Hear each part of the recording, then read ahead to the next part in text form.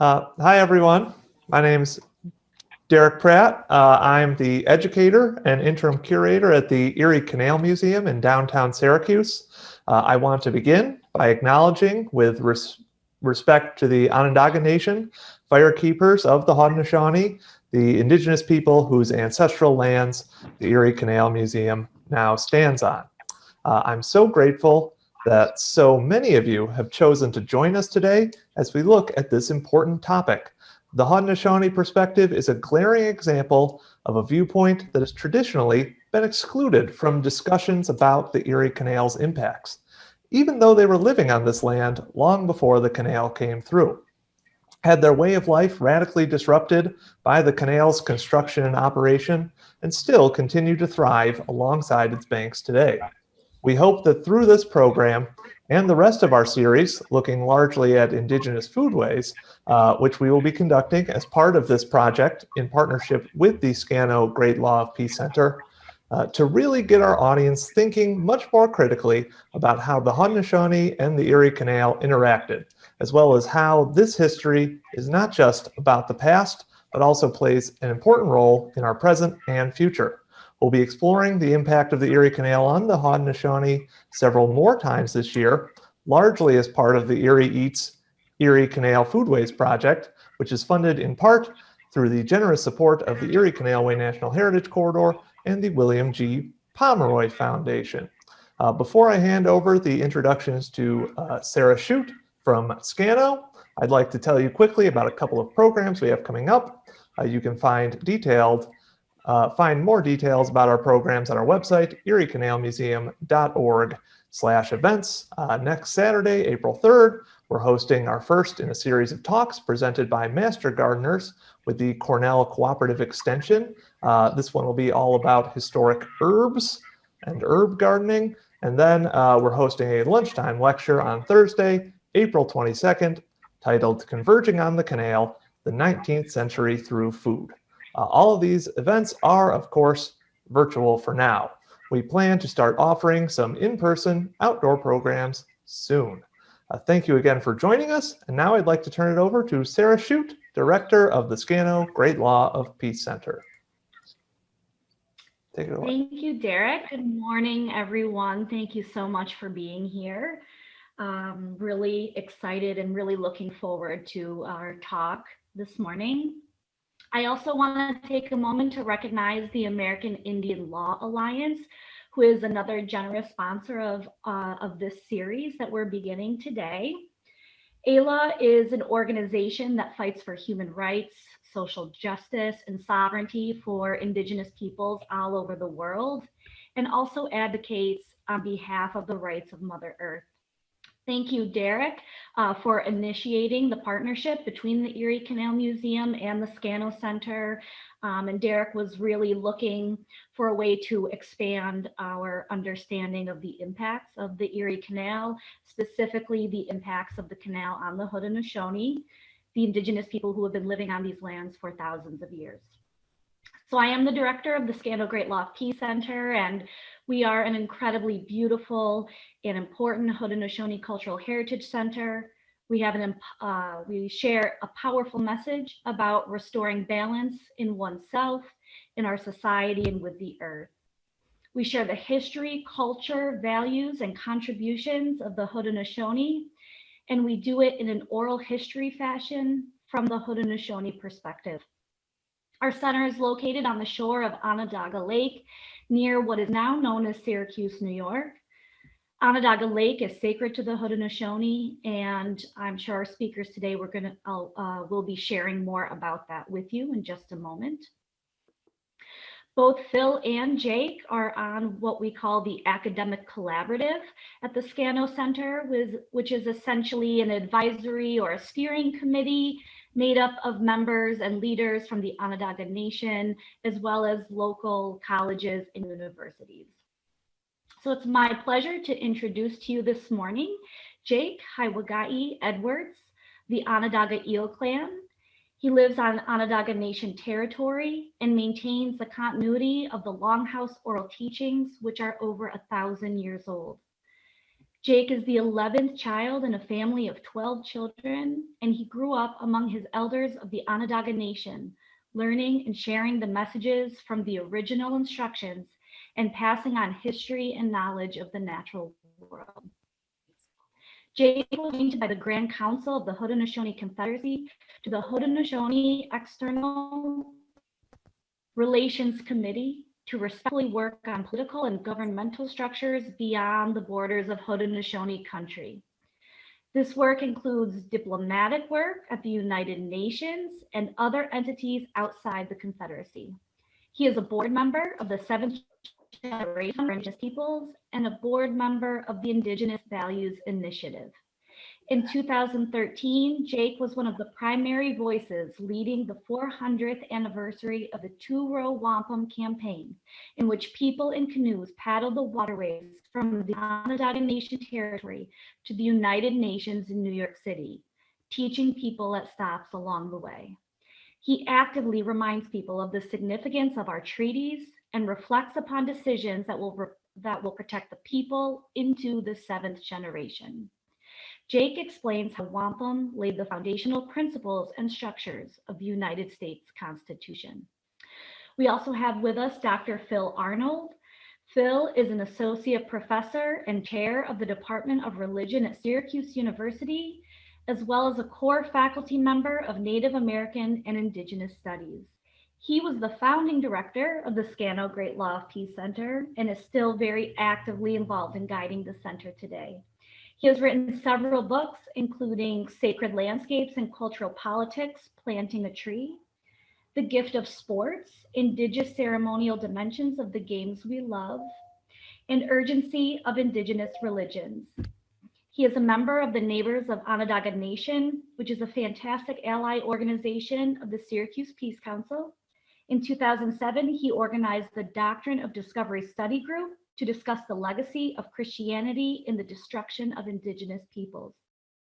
He is the president of the Indigenous Values Initiative, which is a nonprofit organization that supports the work of the Scano Great Law Peace Center and other organizations and initiatives to educate the general public about the Indigenous values of the Haudenosaunee. So thank you so much, both of you, for joining us today, and thank you to all of the folks joining us from all over. Jake, I will turn it over to you now. Mother Earth.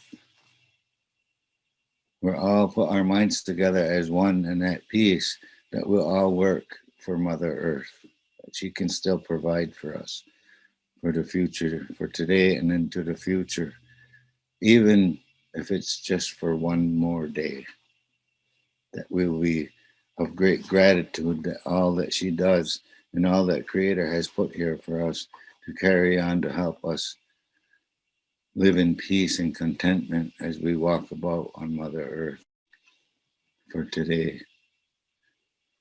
And so we put our minds together as one, and we bundle our thoughts and our gratitude in one bundle and give a great gratitude that what was put here for us to survive in peace and contentment on Mother Earth is still here and still going on. And so we'll let it be that way in our minds. And so this was a short version of the Ganohanyo, the words before all else, sometimes referred to. It's an opening combination of our gratitude and our being of one mind of thankfulness for all things that were put here for us to survive on this earth and our time here on earth, as we are left to prepare for the next generations coming, the goodness and bounties that we received while we're here. And so we kindly and respectfully put our minds together as one and give a great gratitude that these things, including the animal beings, the four-leggeds, the winged animals, and the water animals, that they're all still here doing their duties and responsibilities, as we are too as well, looking out so that the future generations in human beings and animal beings and medicine beings and all that's mentioned will be here for the future generations to come. As I mentioned, this is a short version of the Thanksgiving address, as it's referred to at sometimes too. And sometimes this address can go for hour and a half, 2 hours, depending on the speaker and the detail that he puts in there in his words that we all gather in our minds and in our hearts and in our bodies as one and give a great gratitude of peace and contentment to walk about here on Mother Earth. And so this one here is the short version of it, and we do our openings this way. It's called the opening address of gratitude. And we kindly and respectfully put our minds together as one and give a great gratitude that all these beings and all these medicines and all the waters and the streams and the sun and the moon and the stars and the clouds and the winds and the thunders are all still doing their duties with their instructions so that we as human beings here can be at peace and content as we walk about. And so with that, we can say this discussion is open.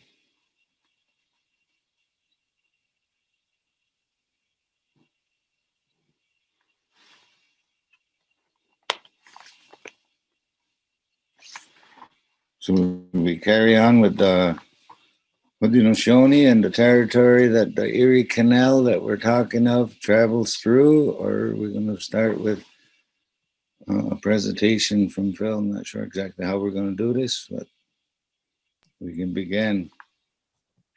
We can start. I can start, Jake, with a PowerPoint, and then you can come in after. That's what we've done before. But okay, up to you. All right. Okay. I am going to share the screen.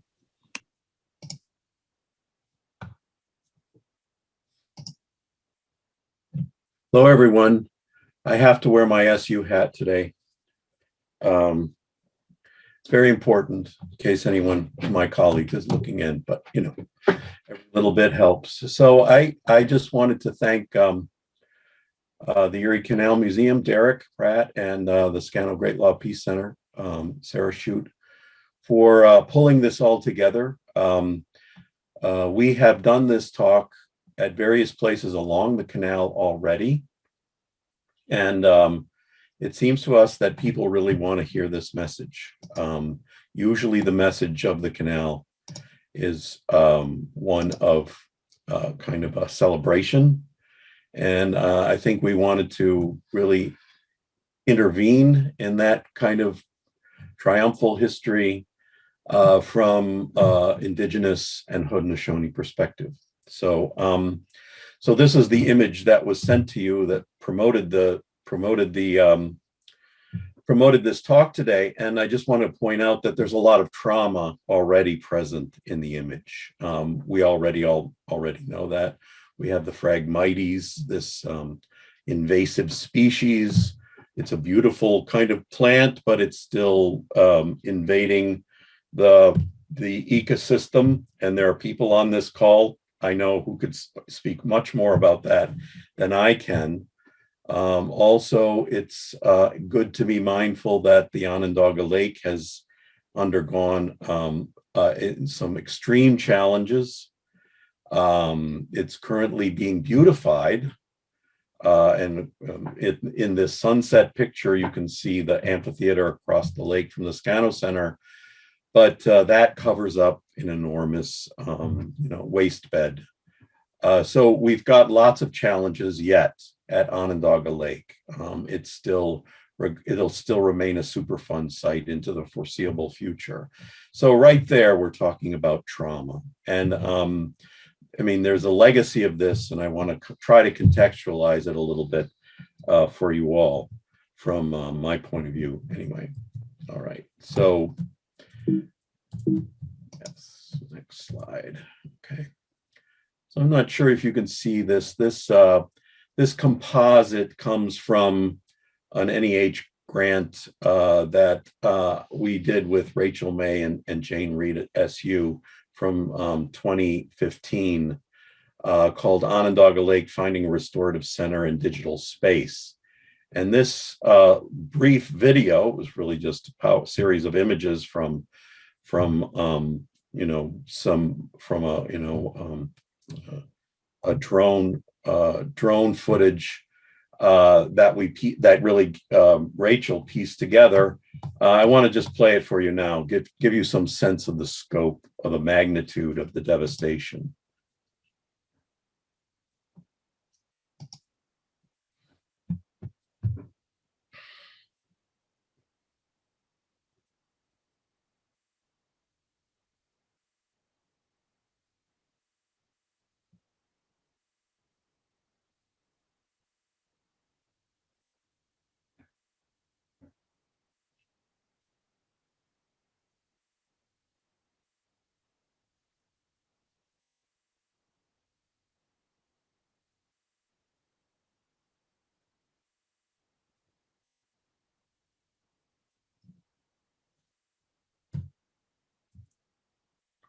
So even without talking about the Great Law of Peace and what happened here over 1,000 years ago, you can see that Onondaga Lake was an incredibly rich, what we call resource area, but it's much more than that. It's a place of healing.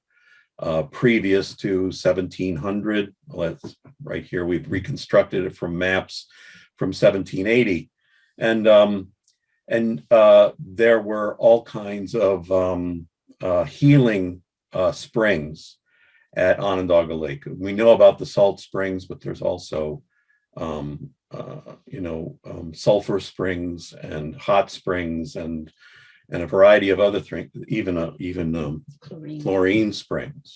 So there are a lot of resources here for healing. It's a healing place previous to the Erie Canal.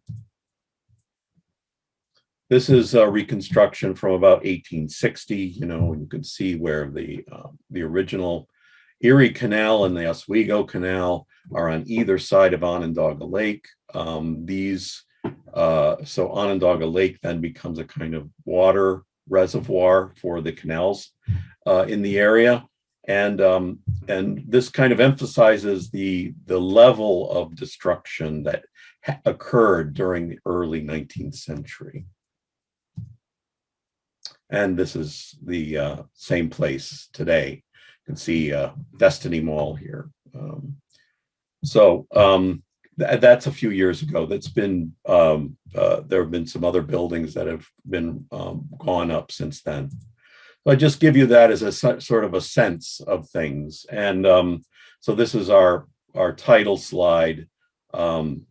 Sarah already introduced us to this, but this is an image of the Peacemaker coming in the white stone canoe into Onondaga Lake. It was done by Brandon Lazor, really commemorating and celebrating the Scano Great Law of Peace Center. I wanted to show that to you today. So I want to elaborate a little more on the Scano Great Law of Peace Center. This is my wife, Sandy Bigtree, and I with Charles H. Long at the Scano Center. He visited the center. He was a renowned historian of religion, really a kind of grandfather of my field in the academic study of religion. And we were fortunate enough to be able to show him the Scano Center in 2018. He passed away last year in 2020, and I wanted to acknowledge him and his contributions really to the creation of the center. So originally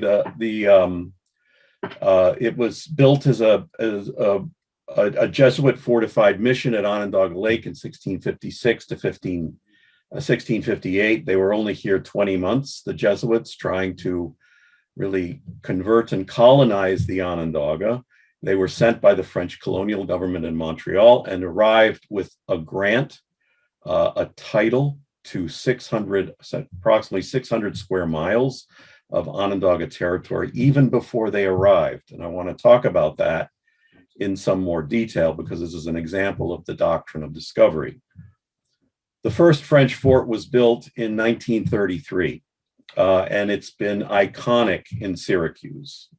In the 70s, the fort was rebuilt to more appropriately reflect a French colonial fort. And in the 80s, it was called the St. Marie among the Iroquois. It was expanded in the 90s, became a living museum of French colonists that depicted French life in the fort from the 1650s. But always the Haudenosaunee culture is seen through the Jesuit perspective. And it closed in 2011.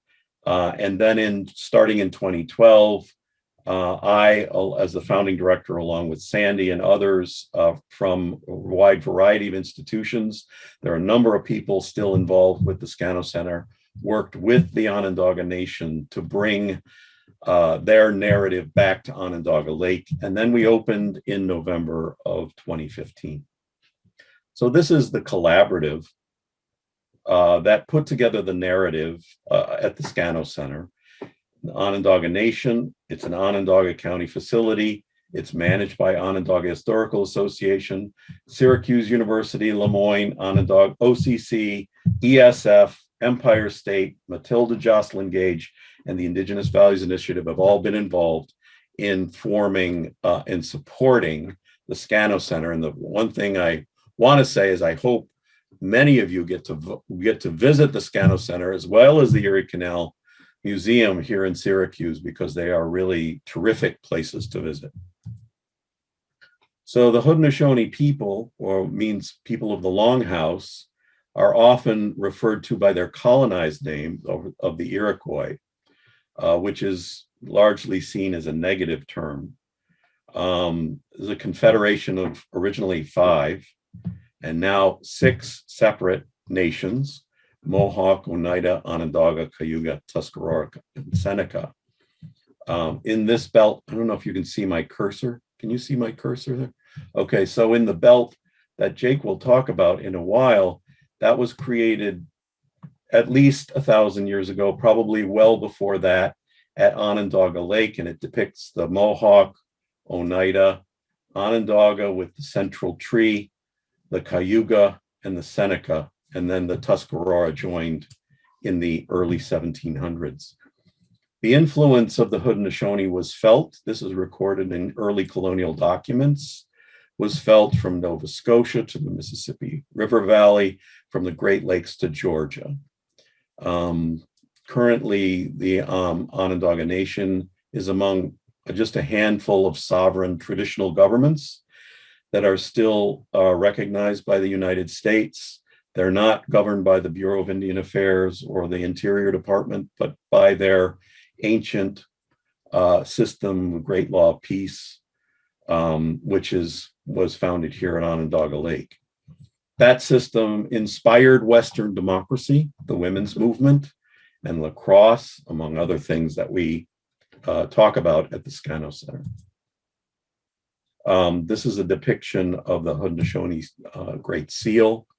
And generally speaking, so the Onondaga are the central fire of the Confederacy, and Grand Council meets at Onondaga on a regular basis. The 49 clan chiefs in Tadadaho are depicted by the 50 images that surround the Great Tree of Peace, the white roots of peace spreading in the 4 directions, and the weapons of war are cast into its roots. Clan animals surround the great tree with the eagle at the top of the tree. And it's really quite amazing these days to see so many eagles returning to Onondaga Lake.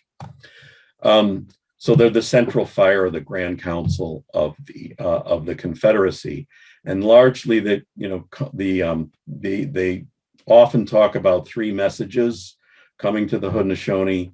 We talk about these in different elements: creation, the Thanksgiving address that Jake has just opened us with. Then comes the Great Law piece, which culminates at the Onondaga Lake. It's this grand narrative, though, that goes on for at least a week and a half during the summer in some longhouse in different longhouses in different places.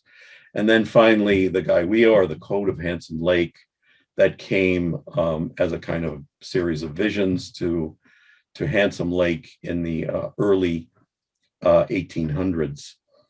And I wanted to mention, too, the Thanksgiving address is regarded as a first instruction.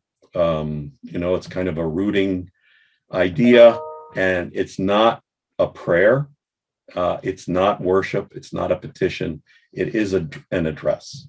So, okay, so there are three ways to think of Onondaga Lake as culturally distinctive. First, as the founding place of the Haudenosaunee. Recently, it's been suggested that based on oral tradition and also the full solar eclipse, that it's at least as old as 909 CE, and this is the grand story of the Tadadaho peacemaker and Hiawatha coming together at Onondaga Lake. This is a famous painting by the great Oren Lyons. Second, it's where there's first contact with Jesuit missionaries in 1656, as I mentioned, and we still have a fort. And then finally, third, it's the central stop of the Erie Canal. So beginning in 1823, really 1825, and I'll get to that in a minute. Okay, at the Scano Center, we talk about sort of 6 different values expressed through oral history of the Haudenosaunee. Scano, the Onondaga welcoming greeting, meaning peace and wellness. That's only obtained through proper relationship to the natural world and the beings of the natural world. The Thanksgiving address, or the words before all else. The creation story, how the natural world prepares the earth for human beings. Fourth, the Great Law of Peace, this story of the peacemaker, Jigonsase, Hiawatha, Tadadaho, as I said, established at Onondaga Lake over 1,000 years ago. Then we get to European contact, the Doctrine of Discovery, which I want to go into some more detail. The Jesuit missionary fort, the 2-row wampum, colonialism, Sullivan and Clinton campaign, George Washington's Canandaigua Treaty Belt, and boarding schools. All these things are just topics in and of themselves. I won't be able to get to all those. But then we also finish with the Haudenosaunee survival and their influences on American culture and society.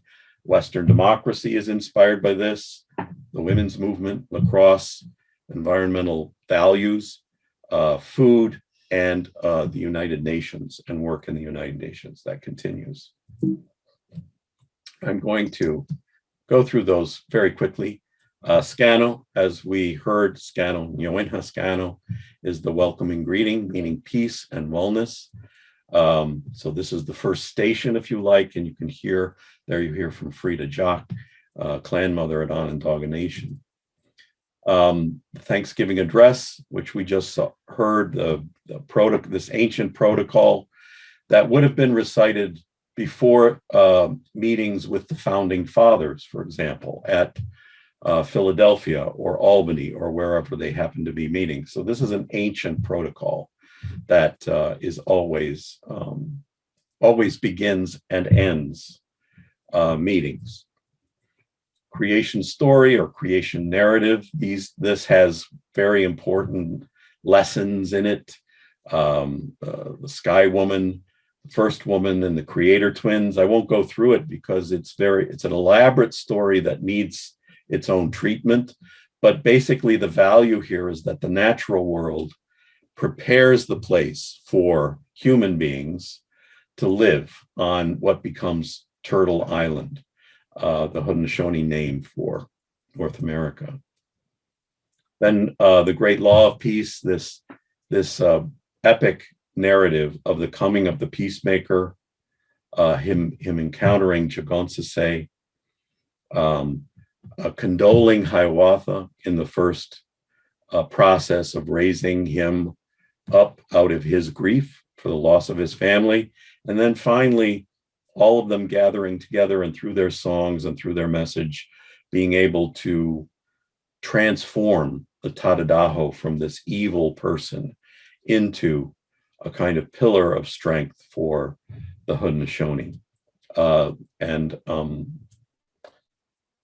So in that process, wampum and condolence are utilized together as a way of women selecting the chiefs and then raising male representatives into their life offices. So wampum and condolence then work together to form the leadership of the Hondashony through the matrilineal clan system. So if we had more time, I would go much more into this because it's really fundamental for Haudenosaunee leadership, and also their why it is important that the women lead in Haudenosaunee culture. Then we move on to European contact, and as I said, I want to talk about the Doctrine of Discovery because this is what really undergirds the Jesuit missionary fort and what follows. Okay. Beginning, I think most of us recognize this as a picture of a Columbus statue in Columbus Circle in downtown Syracuse, particularly difficult to deal with as Columbus stands atop the four disembodied heads of Native Americans. And he is facing west through the Catholic Church downtown, facing west in the west, sort of celebrating that idea of westward migration, which the Erie Canal makes possible. So there's been a lot of conversation around this statue lately, and we'll see what comes of it. But nevertheless, this narrative of Columbus was very important in 1933 when the Columbus statue went up. And I'm not going to go into much detail about that. My wife, Sandy, and I have written about that, and I can share links about that whole episode. But also the French fort went up in 1934, 33, around the same time anyway. And this was during a time when there was a rise in fascism and that sort of thing. So these kind of monuments were trying to actively change the narrative around these sorts of monuments. But beginning in 1452, that is the 15th century, a succession of Catholic popes gave Christians sanction to seize lands and goods and enslave non-Christian people. And this at first started in Africa, the west coast of Africa. These papal bulls, which are exclamations from the Vatican, went first to Portugal, the Portuguese emperors, and this is really the origin of the transatlantic slave trade, and issued in the Age of Discovery. We all know about the story of Columbus. So, in other words, Christianity is used as a weapon against indigenous peoples around the world, right? And this has been a challenge for indigenous peoples at the UN and other places. For example, in 1452, we're currently trying to translate these documents. Pope Nicholas V authorizes King Alfonso V of Portugal to, quote, invade, capture, vanquish, and subdue all Saracens and pagans and reduce their persons to perpetual slavery and take away all their possessions and property. So in other words, their bodies, their possessions, their lands, everything was forfeit to the Christian empire. So this was, as I said, originally part of these raiding expeditions on the west coast of Africa. This is followed in 1493, 6 months after Columbus's discovery by Pope Alexander, the Borgia Pope, the sixth. He calls for barbarous nations to be subjugated and brought to the Catholic faith and Christian religion for the propagation of the Christian empire. So there's obviously a lot more to talk about here, but this is what we're talking about as the forerunner of the doctrine of discovery. Fast forward to 1823 and the Johnson v. McIntosh decision. The 200th anniversary of that decision is coming up, where Chief Justice John Marshall writes in the unanimous opinion that outlines the doctrine of discovery as fundamental to U.S. property law. So what's happening here? This Protestant nation is taking these Catholic ideas and moving them into property law right before the canal begins, right around the beginning of the canal. Non-Indian U.S. federal Indian law borrows the dehumanizing doctrine of discovery by Christian people of land inhabited by natives who were considered heathens. This Catholic principle of discovery morphs into Protestant nation-building concept. So this is very important for me as someone interested in the role of religion in colonialism. This is really fundamental information. It's long, it's still a very active principle of law. The first citation in Sherrill v. Oneida Nation in 2005, quote, under the doctrine of discovery, fee title to the lands occupied by Indians when the colonists arrived became vested in the sovereign, first the discovering European nation and later the original states and the United States, right? And that decision is written by Supreme Court Justice Ruth Bader Ginsburg. So what she's saying is that we cannot go against the doctrine of discovery because it complicates the presumption of clear title to land. So it's still very much an active principle. Beginning in 2009, however, with the U.S. Episcopal Church, there have been a series of repudiating documents by Christian denominations pushing back against the doctrine of discovery. In this repudiation, the Episcopalians are saying they're advocating for the U.S. adoption of the UN Declaration of the Rights of Indigenous Peoples and to end the Cabot Charter, which predates the Episcopal Church, which began in the 1530s. It was also one of those documents like the Papal Bulls. So similar moves among Unitarians, Friends, United Methodists, Disciples of Christ. I think I have a slide here. So there's a whole list of repudiations of the doctrine of Christian discovery. So we're not just talking about crazy religion talk from, the 15th century. We're talking about stuff that's actually happening now. Now, it was under this rubric that the Jesuits were coming in the 17th century into Hondashony lands, into Onondaga Nation territory. And that's the important point here. So Indigenous Values Initiative have sponsored a series of Doctrine of Discovery conferences. The last one was in August of 20, if you want to look at some of those things. This image called Broken Treaties is also by Brandon Lazor. And you can go to our website or our YouTube channel to watch some of those presentations. We also talk about the Sullivan-Clinton campaign, 1779, which again is a very long topic. We just did another panel discussion on that last fall, and that's also available on, I think, the Scano YouTube channel.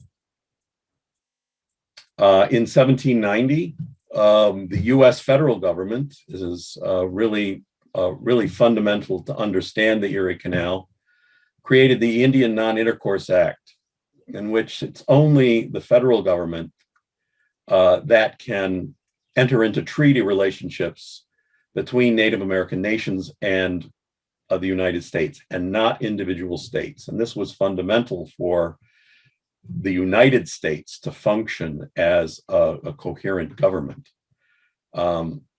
States were anxious to make their own deals with the Haudenosaunee and other native nations, in the original colonies.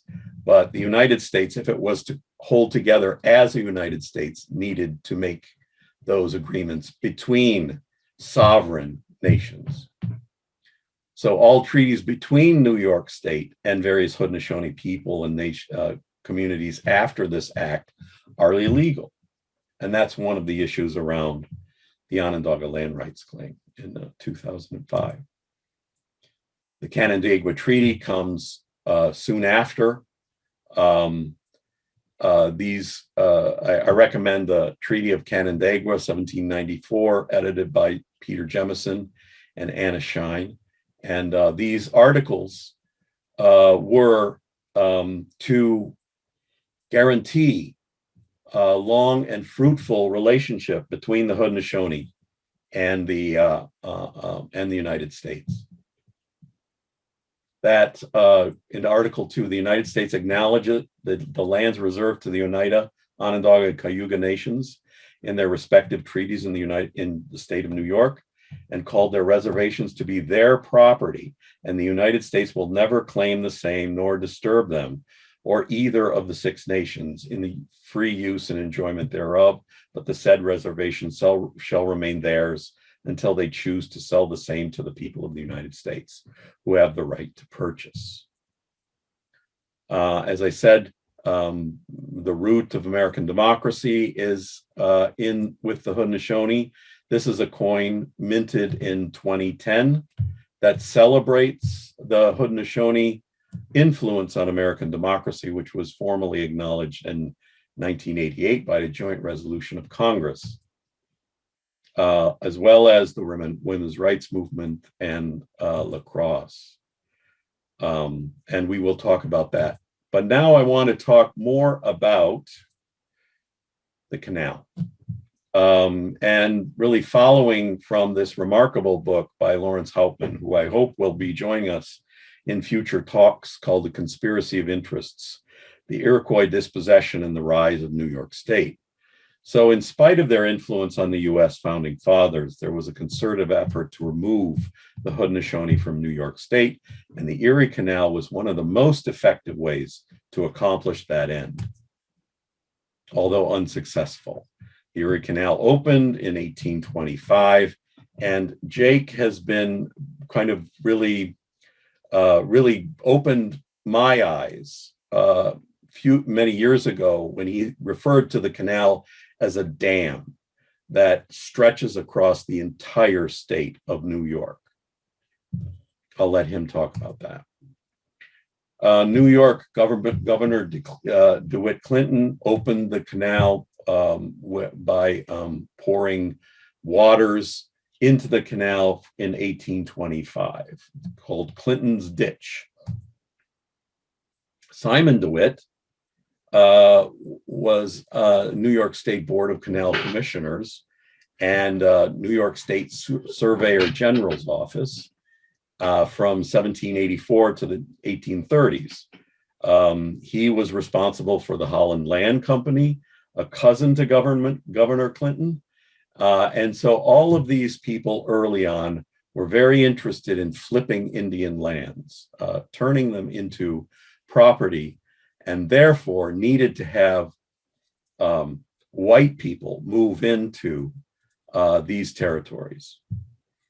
To give you an idea, this is a chart published in Hauptman's book. It shows the population increases in different counties. For example, take Erie, for example, Erie County, where before 1814, evidently there were no people, which is impossible because that's Seneca homeland. So the people they're counting are white people moving into these lands, or settler colonial people, literally. And by 1855, there's over, 130,000, right? So just in a short span. So the idea was that the Erie Canal would increase the numbers of people flowing in to these territories, displacing and dispossessing the Haudenosaunee.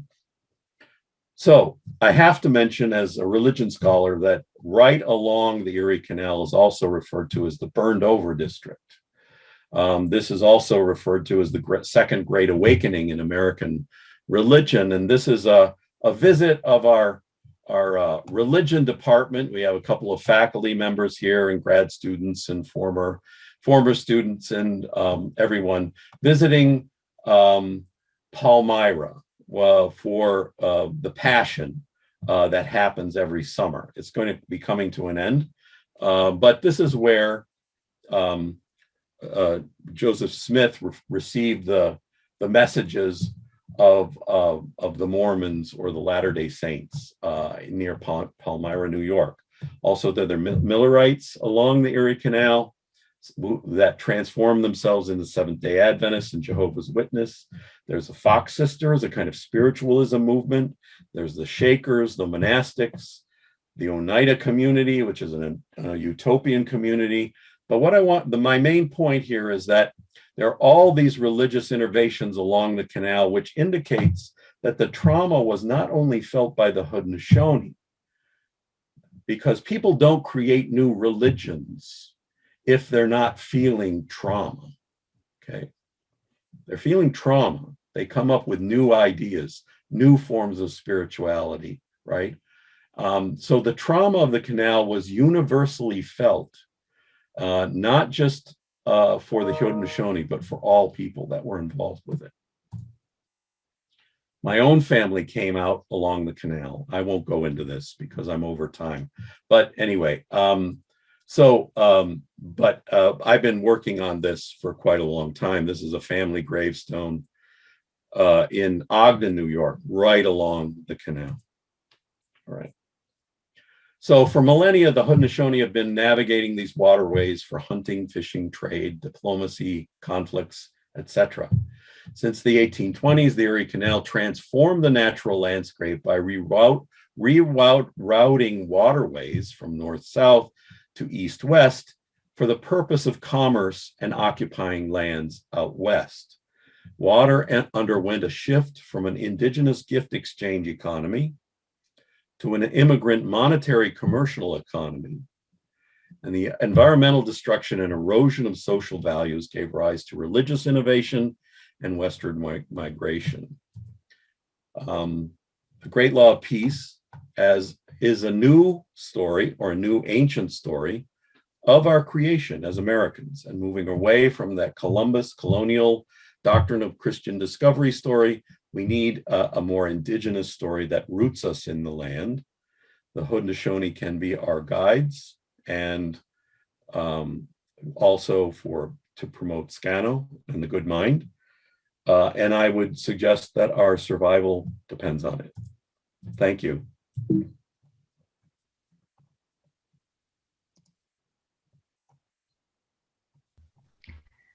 Phil, thank you so much for sharing that presentation. Thank you for all the work that you do for the Scano Great Law of Peace Center. I encourage everyone to visit if you're able. We are open for normal hours, and you can visit our website at scanocenter.org.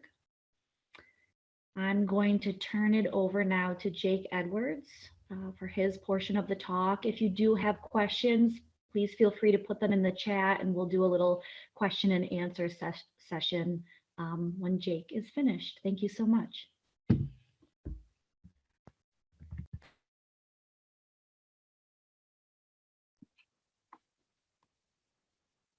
Well, hello again, everyone.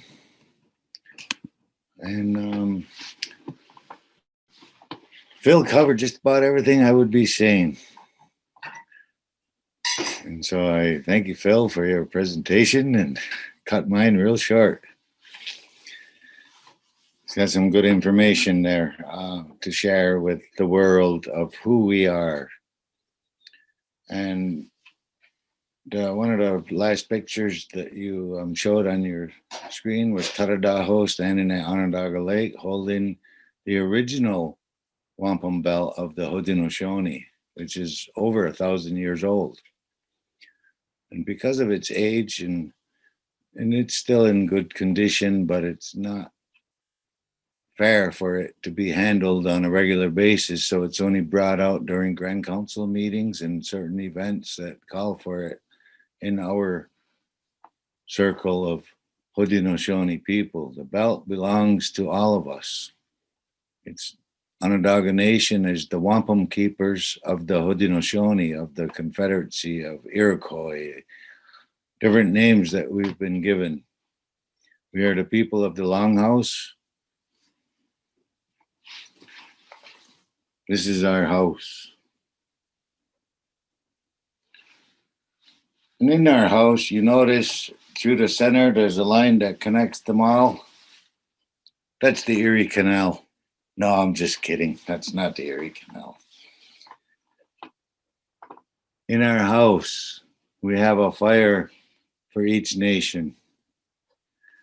And like Phil had mentioned, from the east is the Mohawk Nation, the Oneida Nation, the Onondaga Nation, where the Tree of Peace is, Keepers of the Fire, Cayuga Nation, and the Seneca Nation. This is our home. These are our villages.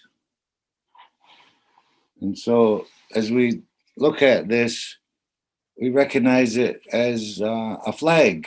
Now you see the Haudenosaunee's flag flying all over. And where that comes from is part of what Phil's presentation mentioned too, that we help contribute to the world the game of lacrosse. And we do travel as independent of the United States on our own passports throughout the world.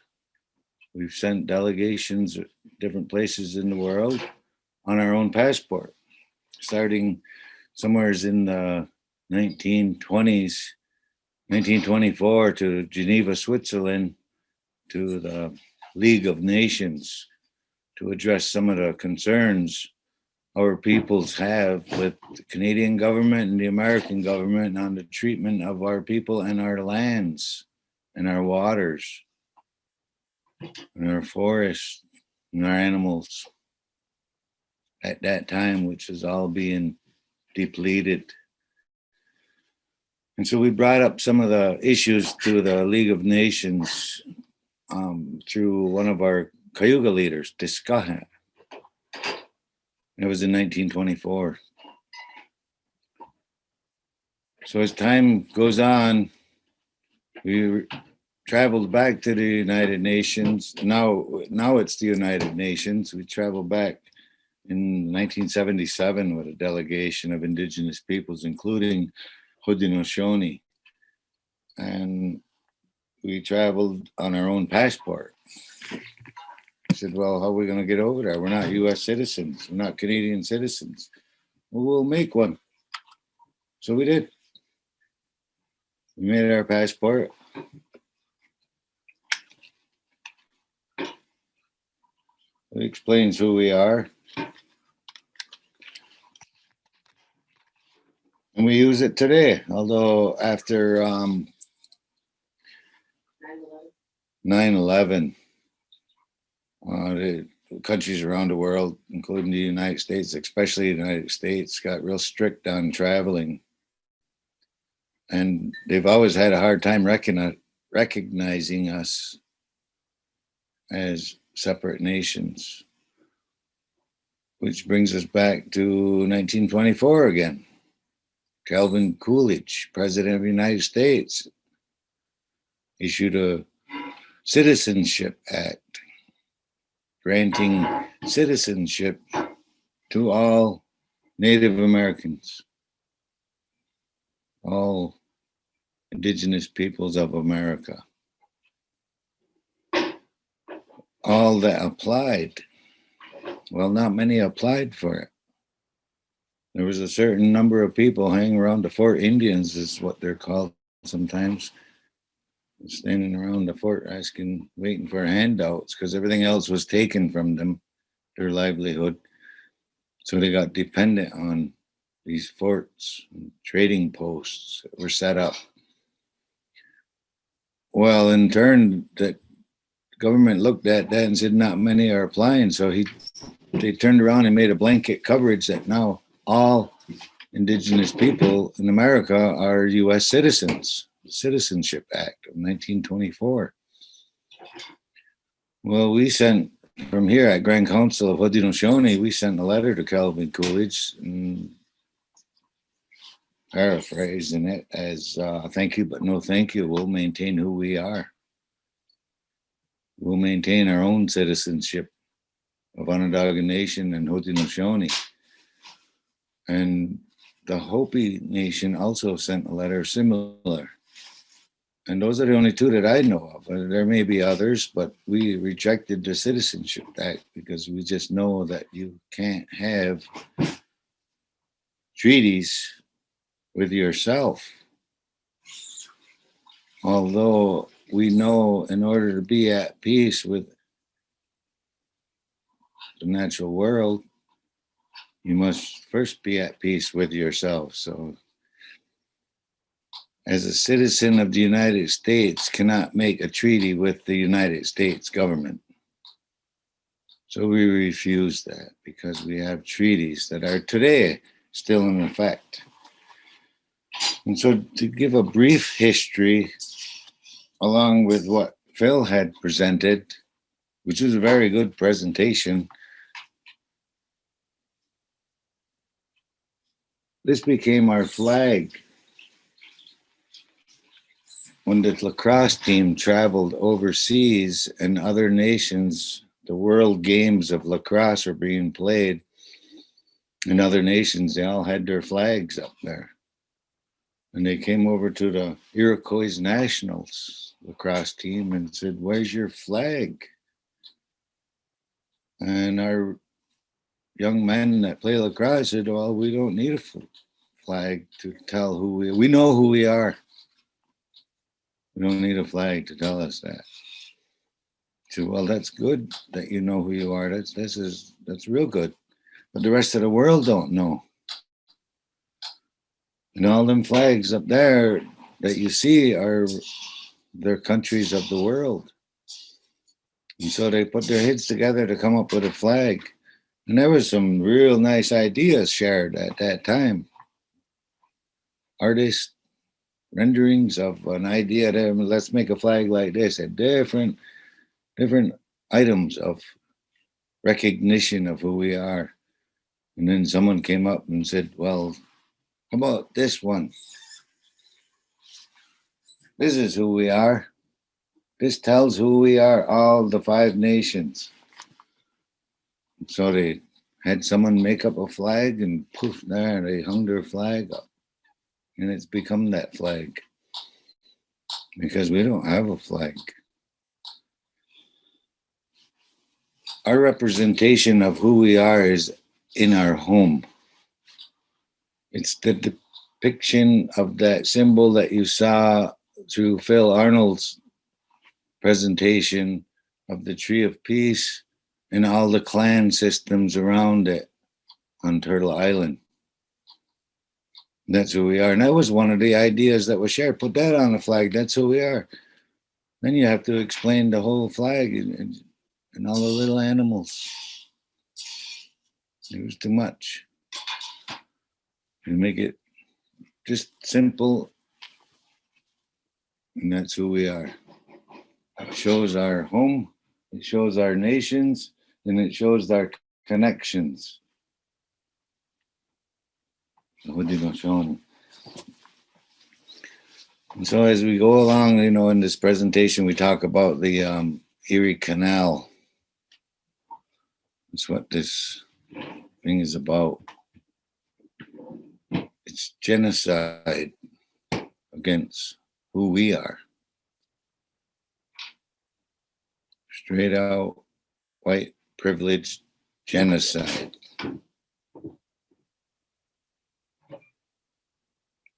We were to be extinct according to Clinton. One of them Clintons. He was the governor of New York, or he was the mayor of New York City. But he said in a statement that at the end of this generation, there'll be no more Iroquois seen in this land. He was wrong, but his dream lives on because it comes further from Massachusetts. When Massachusetts claimed to be their state boundaries, went to the Pacific Ocean. Massachusetts state what they claimed in one of their gatherings of their white privileged decision makers of this land that belongs to Indigenous people, was that if we leave them 10 leagues of land, we can rightfully claim the rest. Yay, yay, yay, they all said in that meeting, and all agreed upon it and passed that along as the teachings that they can rightfully take our land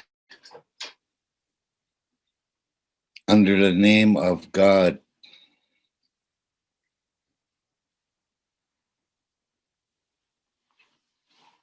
Genocide. An expansion into the forest by white privileged people carries on to this day because the education system don't tell the facts of being content as a human being.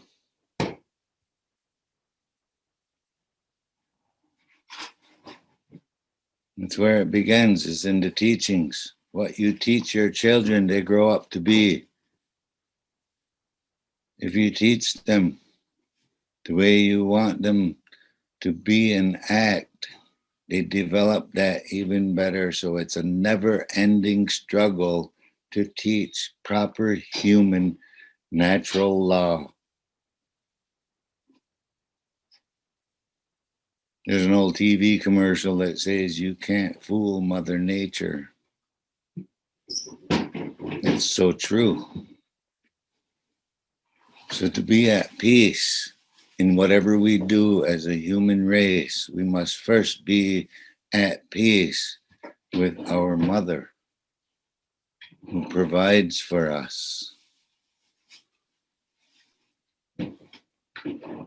We should always share gratitude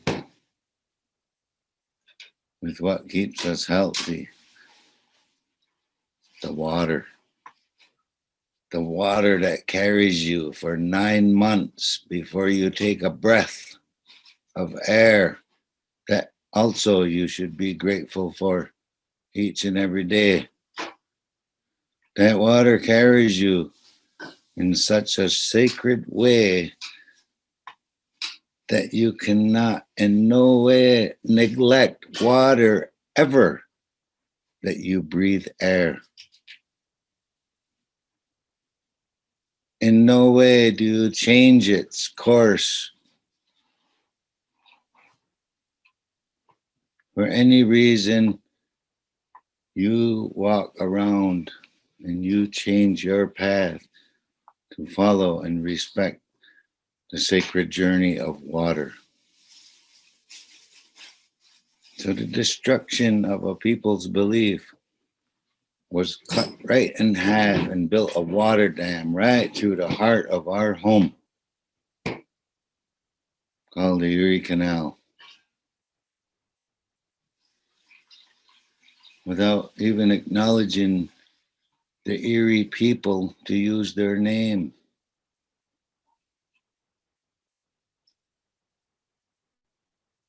Seneca was one of the first boats that traveled through it. Seneca Chief is what when Phil showed that guy dumping water from one Lake Erie to wherever he went, New York City or Mohawk River, he was riding on the Seneca Chief boat. What I heard. And so when you look at the destruction of the land anywheres, it always has to do with destructing first the water.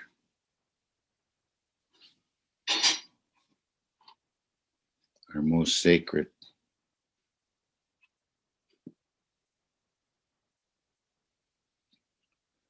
Before we're even breathing air.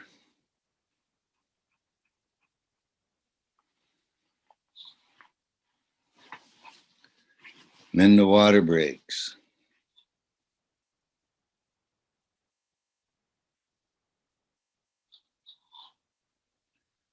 And then we feel the soil. And we understand what plant life is about. All our teachings. All our teachings are embedded in who we are. As this is interpreted of the life of a human being to exist with the life of other beings, including our mother, the earth. It's all explained in here. It's all explained in there as to who we are. And we share this information with the newcomers. They come to be lost at sea and find some land and call us Indians.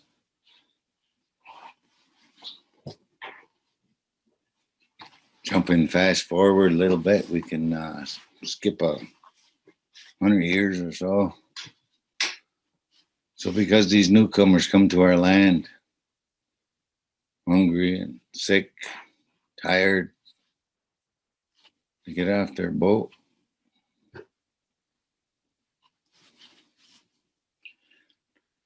When they come into our forest, after they already landed in this area of the Atlantic coast, they come up the Hudson River looking for a route. Must be to find Indians. Anyways, we had noticed that they're going to stay, so we came up with this agreement with them called Turo. It's a wampum belt. It's the foundation of treaty making with the United States and Indigenous peoples. This is the foundation of law that we agreed to. That the Hondashony and their ways and their values and their ideas and their ceremonial and their dress and their languages and their laws will be in one canoe. Colonizers that were coming looking for a trade route and decided to stay will be in their boat right here, and their customs and their ways of life, their songs and their dances and their laws will be in the other row in their boat. And we agreed to travel the river of life side by each without crossing and passing laws onto each other, that we could coexist. Peace, friendship, forever. For as long as the sun rises in the east and sets in the west, for as long as water flows downhill, and for as long as the grass grows green, this treaty will be in effect. Thus went up the Haiwhagai'i, and we agreed to that with them.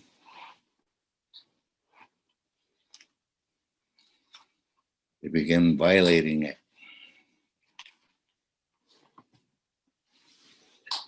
So we had to remind them again what is in the laws of the house that you just made an agreement with to stay.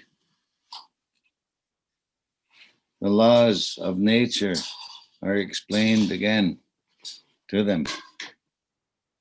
You only take from the forest what you need. And you always make sure you leave some for the next person who may be in need. It's the one bowl concept of what's in the forest is in there for all of us. What's in that bowl is in there for all of us. And we know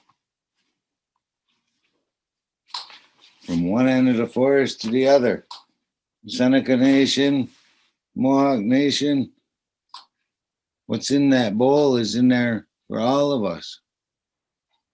So when we go to gather, whether we're gathering food or medicine, we don't take the first one. We talk to the first one and explain what we're after. We have a connection. We have to teach that connection to what you call the natural world. We're the natural world too.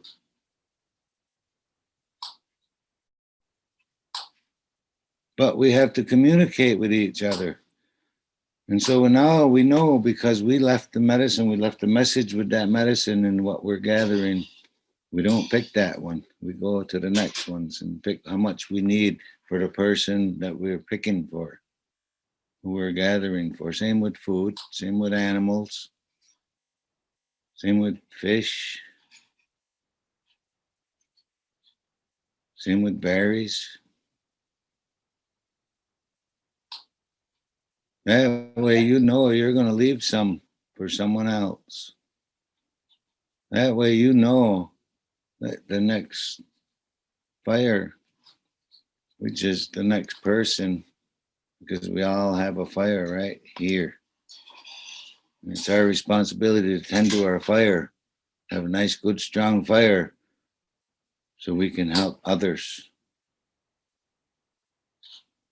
And so when we tend to the foods and the medicines and we acknowledge them and show our gratitude and our sharing and our caring, and we know there's going to be some for others.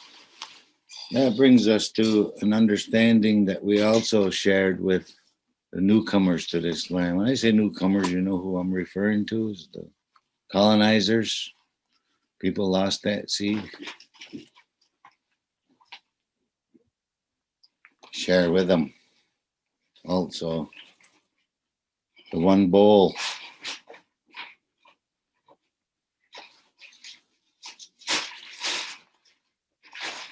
This is amongst our people. The one bowl concept of knowing that each fire in each nation has a food source if you know you do. Because it's all in there for all of us. It's in that one bowl. If we know we're becoming hungry, then we know they're all becoming hungry. Because what affects one affects all. So when you're having this discussion of independent but united, the matters of the Mohawk Nation stay within the Mohawk Nation. Any matters under council, each one has their own council.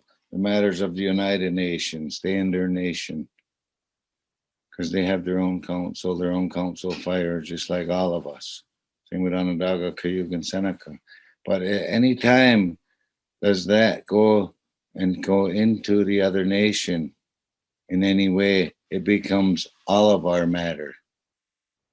It becomes a grand council matter. And a runner is sent and summoned all the leaders of all the nations to come together, because whatever was going on in any one of these nations that affected the other one in any way becomes all of us. Just like the food source of the one bowl, one spoon concept. that if one nation is short of food for some reason, it's all of our issues. And we all contribute. Just like forming this belt. Someone didn't just show up with a bunch of beads and say, string this together. They come together. Everybody contributing a little bit of beads, as they're telling what's in there, as they're putting this together and explaining the laws of nature and what Creator had intended. Peace and contentment. There's so much history that's been disrupted by this genocide and canal system of expanding white privilege and claiming more. In order to claim it, because the Massachusetts thing didn't work when they claimed all the way to the Pacific coast because it was unoccupied by whites. So this canal system to open up and establish settlements of white people changes that. That's a violation of law. Your own law. United States' own law. Bill mentioned it a little while ago. Non-Intercourse Act. It violated Treaty of Canandaigua. Treaty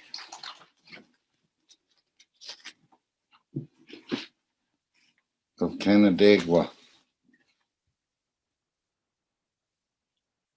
Pickering Treaty. George Washington Treaty.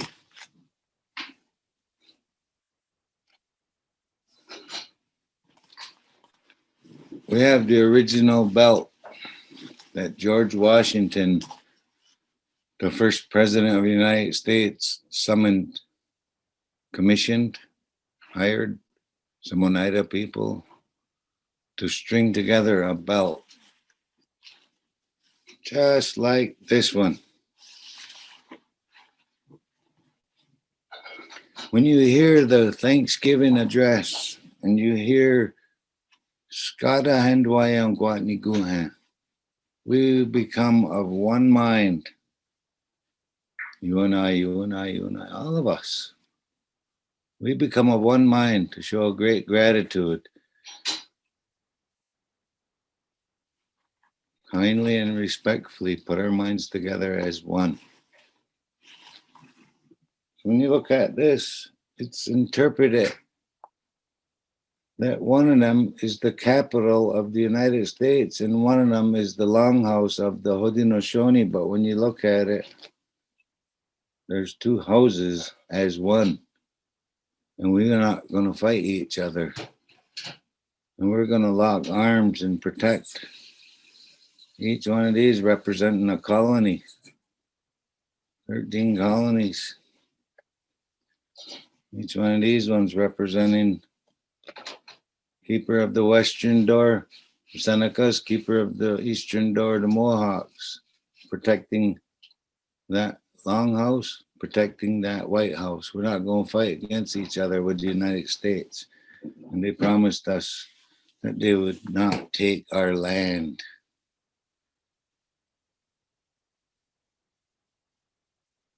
And they did anyways with the Erie Canal.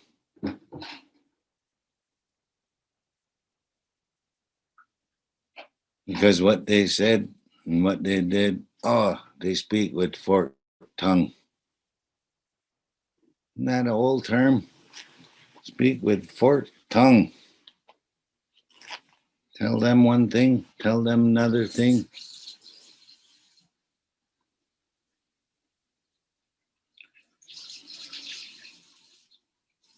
We the people, by the people. There's a message sent to the old country about the United States forming a new government. They were listening to us. They were listening to the law of the land.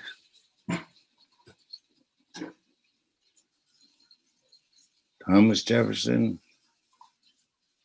Benjamin Franklin, one of them two guys sent a letter and told England, you better start paying a real sharp ear to what's going on here, because they're talking about forming their own government by the people, for the people.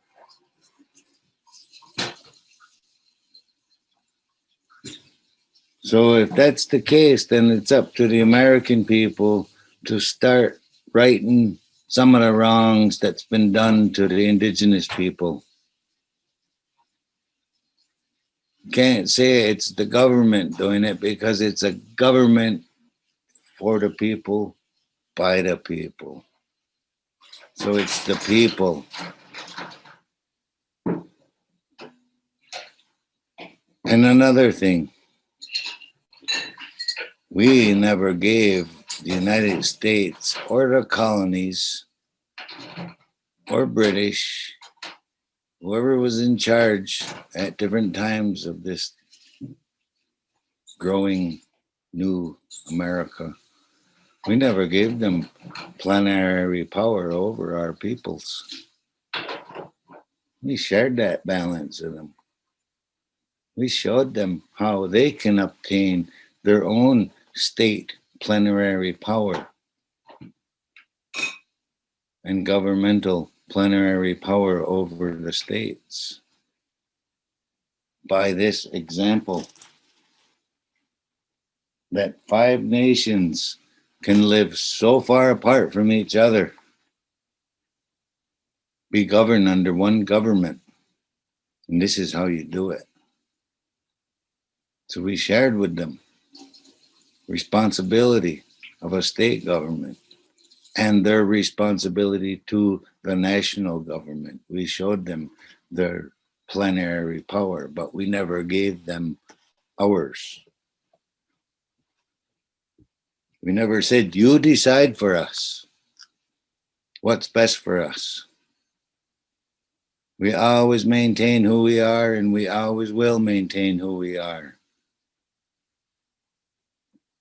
And we will go by the laws of nature.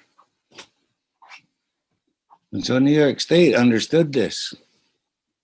New York State would accept an invitation wampum, an invitation for a meeting.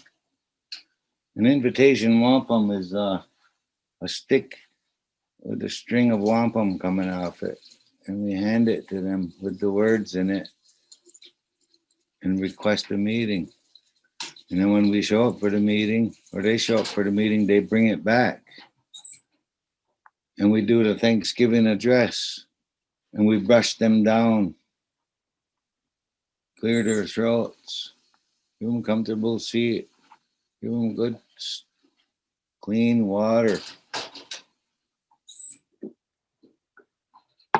so their words can come out clear when we meet. So there was this fella by the name of James Duane, or his name was Duane James, told New York State legislation, or the governing body of New York, and the governor, don't do that anymore. Don't let them do their long-winded speeches before meetings. Don't accept that string of wampum from them anymore. And do not treat them like nations, and they will stop acting like nations. This is what he suggested to them, to the state of New York. And the state of New York took his advice and stopped our greetings and stopped accepting wampums and stopped giving back wampums.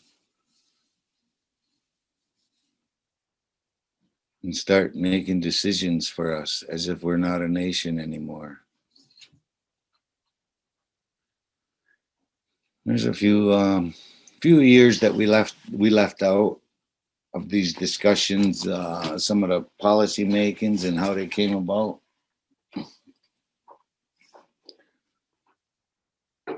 We're talking about the destruction of our home by a waterway to infiltrate our rooms in our home.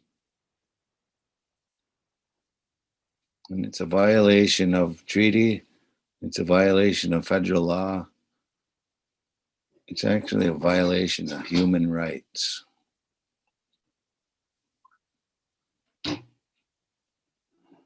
Because it's a race acting superior to everything else.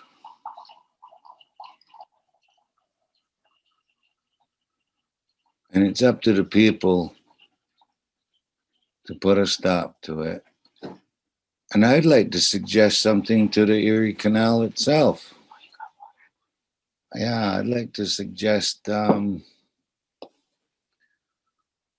responsibility that they should follow in making sure that every tributary of water that drips into that canal system is pristine enough to drink. Otherwise, keep all humans off that water until it is. That's a responsibility. By building a dam, a water dam through our home comes with responsibility. And if that water's not drinkable, then get off it. Get back onto the land and fix what's dripping into that canal system that you're so proud of. And make it drinkable.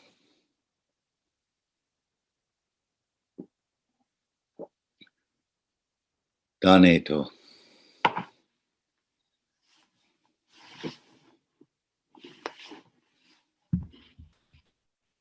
Thank you so much, Jake. That was a really powerful message that you shared with us all. Does anyone in the chat have any questions that they'd like to ask? I think Derek will be fielding some questions. Yes, thank you very much, Phil and Jake. Very powerful. If anyone has any questions, please put them in the chat.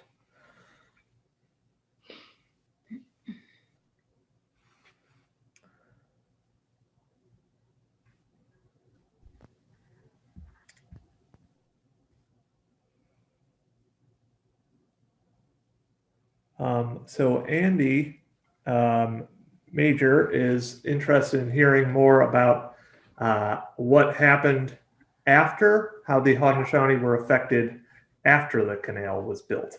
Could either of you speak to that?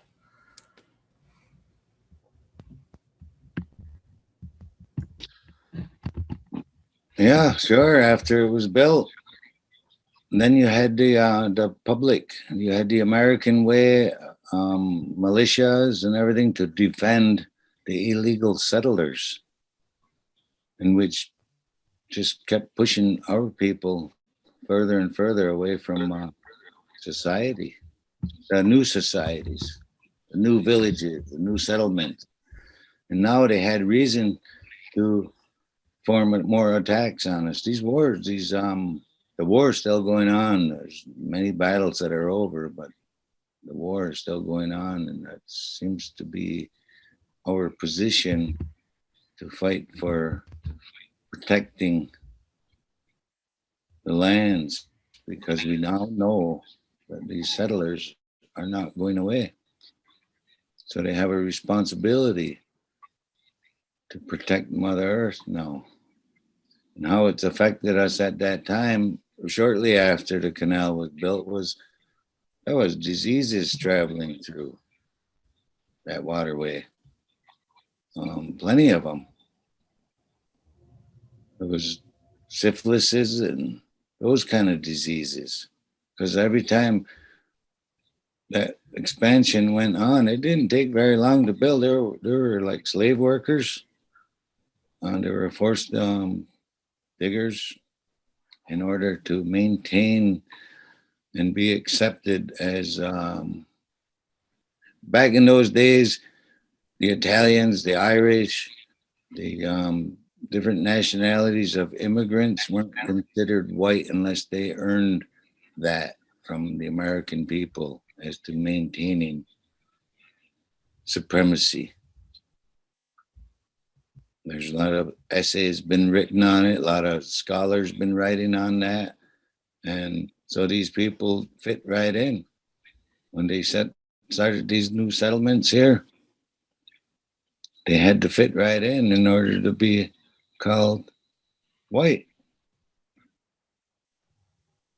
There's other nations, the other nationalities weren't white until they earned it by acting it. There's a lot of healing that needs to be going on in this country. It's not just amongst Indigenous people, but it's amongst all the immigrants too. They need some healing. And so we'll go on to the next question, I guess. Right. Well, kind of related to that, I'll kind of combine two questions. What else can be done to reverse the damage done by the Erie Canal, do you think? And you had already talked about the water quality issue. Are there any current discussions with governments around healing the waters? Yeah, I think that that's a good question from Bonnie and others that are concerned about. So, one of the things that we're talking about, I think we mentioned it earlier, is it's not just about a look at the past history, but it's also about framing what we do for the future. And we have to, it's a very live issue, what it means to improve the Erie Canal, that whole legacy there. There's Derek actually knows more about this, or his boss knows more about this. There are plans afoot on what that's going to look like, what the Erie Canal's next iteration will be looking like. So many of these reflections that Jake has offered us give us a way to think about what's best for the future. I mean, it's not just that. Yeah, we're looking at a regenerative way of thinking about the future. Clean the waters, bring them back to their pristine state. Also, a very live issue in universities all over the country right now is this idea of reparations. And reparations in Evanston, Illinois, for example, is a live issue among African American communities. But right now, also reparations for Indigenous peoples looks different than that. The return of land, the regeneration of waterways and other elements of our natural world. So I think that we all can have a role in advocating for reparations of various kinds to different communities. So.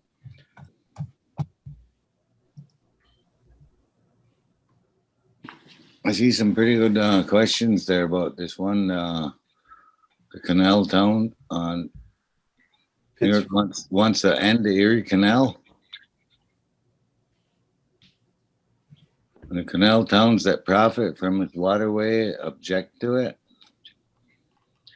Well, when Phil mentioned about the repatriations in Illinois and such, I got this good feeling that anywheres along the Erie Canal that there was profit made, including the Erie Canals, should be repatriating also. They've made profit over an illegal action, and they should be held responsible for it. And then looking down, I see that there's a question about, it must be from the Handsome Lake, Code of Handsome Lake. It must have been because it was mentioned in Phil's. Yeah, that carries on every year. And I don't know if you want to call it a religion, considered a religion. No, it's a reminder. And that Handsome Lake's message reminds us that these people aren't going away, and this is how you should be able to live with them, alongside them, and not forget your own ways. It's a strict reminder of who we are and now what's here amongst us, including alcohol as the number one destructive to the minds of humans. And so it's not considered a religion, but it's become, since the message has been here, spiritual, sacred, and part of us. So if that's what you call religion, we call it a way of life. So it has become a way of life to acknowledge and honor the man who received that message on how we should conduct ourselves living with the new settlers of our lands.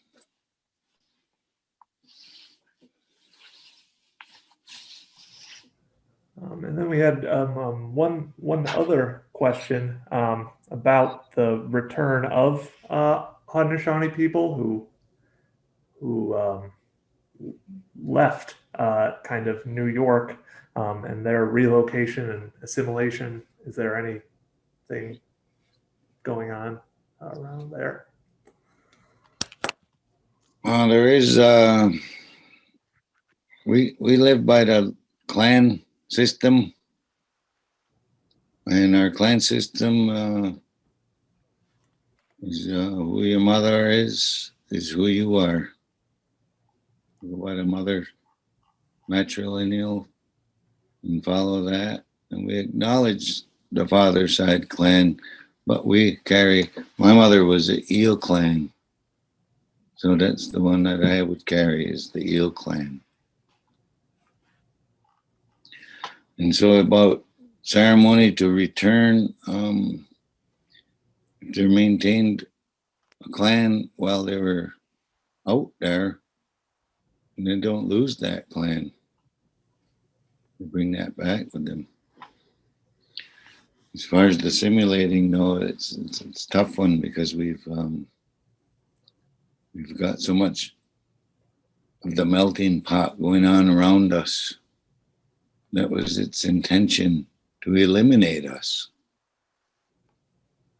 was to assimilate us and to colonize us. And it's been working, but it hasn't completed its task because we're stubborn and we're not going anywhere.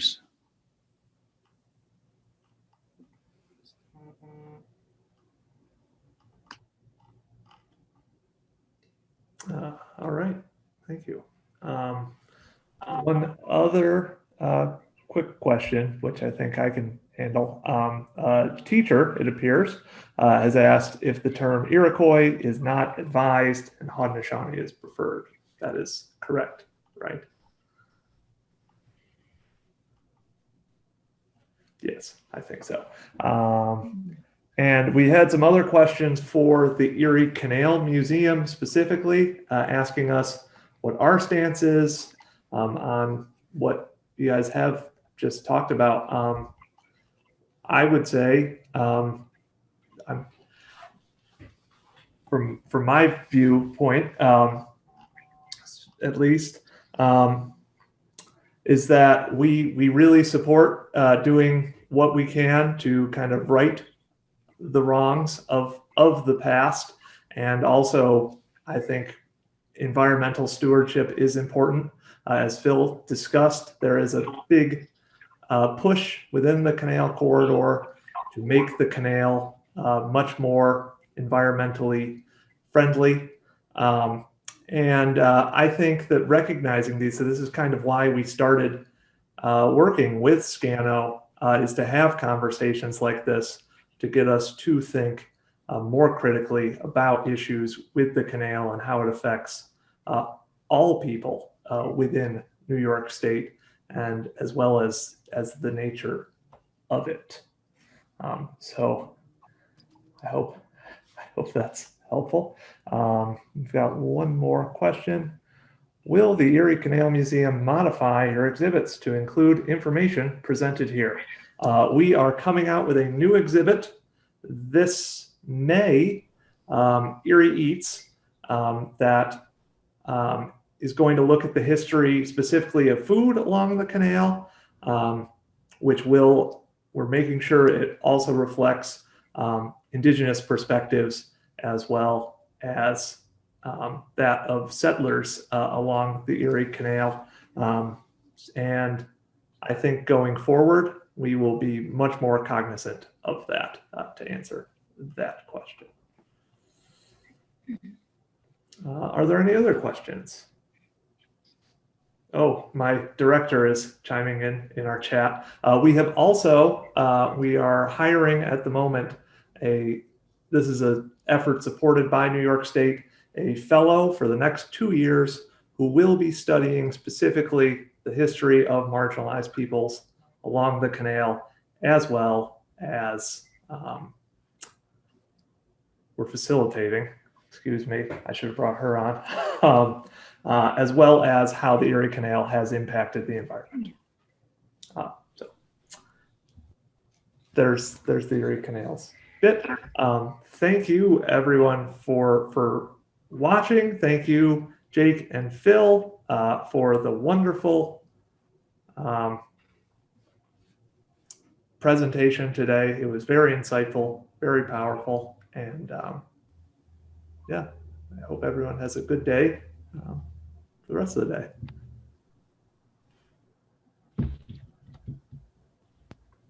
Yeah, thank you, everyone. I might just offer a personal comment before we depart today, and I just want to say I was really struck by some of the images that Phil shared in his presentation of the conversion of land over time, and I think about what happens to our connection to the natural world when that happens, and also, as Jake mentioned, like our recognition that we too are a part of the natural world.